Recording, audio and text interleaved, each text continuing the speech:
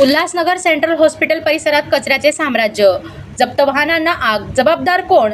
उल्हासनगरमधील central हॉस्पिटलच्या HIV विभागाच्या शेजारील परिसरात मोठ्या प्रमाणात कचऱ्याचे ढिगारे साचल्याने गंभीर प्रकार घडल्याचे समोर आले आहे। पोलीस स्टेशनने जप्त करून ठेवलेल्या 4 चाकी वाहनांना जवळ साचलेल्या कचऱ्यामुळे अचानक आग लागल्याची घटना घडली। स्थानिक नागरिकांच्या म्हणण्यानुसार आगीदरम्यान फटाक्यांसारखे आवाज देखील ऐकू आले। या आगीत काही वाहनांचे नुकसान झाले असले तरी सुदैवाने कोणतीही जीवितहानी झालेली नाही।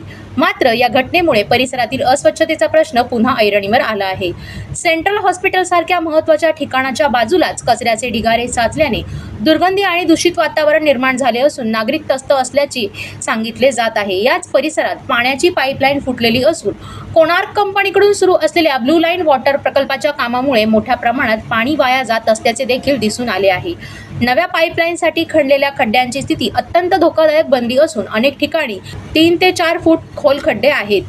विशेष म्हणजे या परिसरात लहान मुलांची बालवाडी असून परिसरात गर्भवती महिलांची ये-जा मोठ्या प्रमाणात असते। अशा परिस्थितीत या पाण्याने भरलेल्या खड्ड्यांमुळे एखादे लहान मूल त्यात पडल्यास मोठी दुर्घटना घडण्याची भीती नागरिकांकडून व्यक्त केली जात आहे। त्यामुळे या खड्ड्यांची तातडीने दुरुस्ती करून नागरिकांना सुरक्षित व स्वच्छ वातावरण उपलब्ध करून द्यावे अशी मागणी स्थानिक रहिवाशांकडून करण्यात येत आहे। दरम्यान या संपूर्ण प्रकारासाठी जबाबदार नेमके कोण?